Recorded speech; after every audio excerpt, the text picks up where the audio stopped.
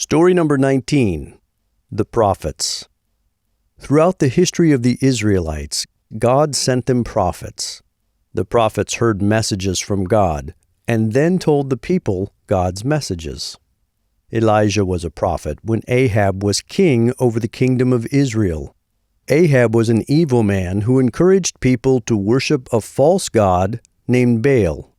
Elijah said to Ahab, "There will be no rain or dew in the kingdom of Israel until I say so." This made Ahab very angry. God told Elijah to go to a stream in the wilderness to hide from Ahab, who wanted to kill him.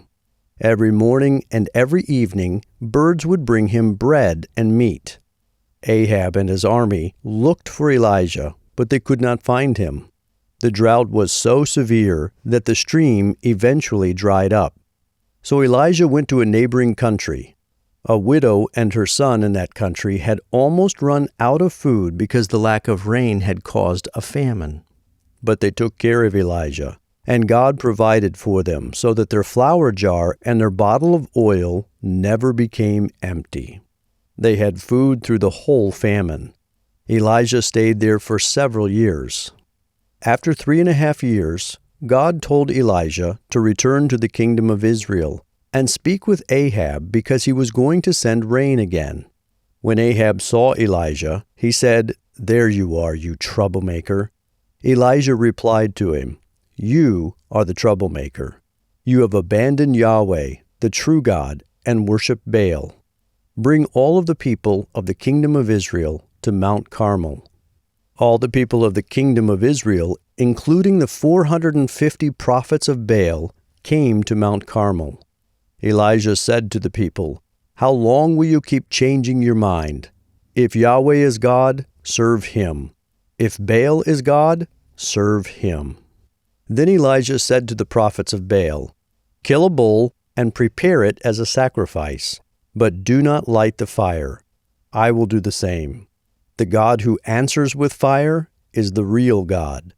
So the priests of Baal prepared a sacrifice but did not light the fire. Then the prophets of Baal prayed to Baal, "Hear us, Baal." All day long they prayed and shouted and even cut themselves with knives, but there was no answer.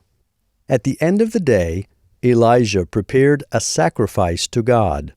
Then he told the people to pour 12 huge pots of water on top of the sacrifice until the meat, the wood, and even the ground around the altar were completely wet.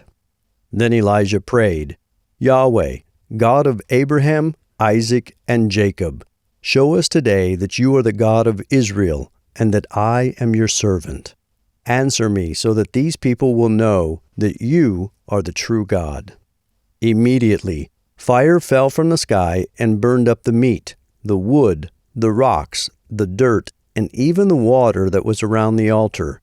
When the people saw this, they fell on the ground and said, "Yahweh is God. Yahweh is God." Then Elijah said, "Do not let any of the prophets of Baal escape." So the people captured the prophets of Baal and took them away from there and killed them.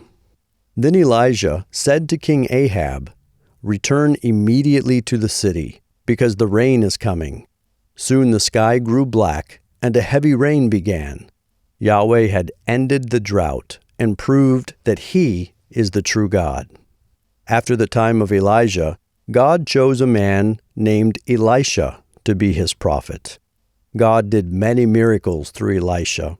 One of the miracles happened to Naaman, an enemy commander who had a horrible skin disease. He had heard of Elisha, so he went and asked Elisha to heal him. Elisha told Naaman to dip himself 7 times in the Jordan River. At first, Naaman was angry and would not do it because it seemed foolish. But later he changed his mind and dipped himself 7 times in the Jordan River. When he came up the last time, his skin was completely healed. God had healed him. God sent many other prophets. They all told the people to stop worshiping idols and to start showing justice and mercy to others. The prophets warned the people that if they did not stop doing evil and start obeying God, Then God would judge them as guilty, and he would punish them. Most of the time, the people did not obey God. They often mistreated the prophets and sometimes even killed them. Once, the prophet Jeremiah was put into a dry well and left there to die. He sank down into the mud that was in the bottom of the well. But then the king had mercy on him and ordered his servants to pull Jeremiah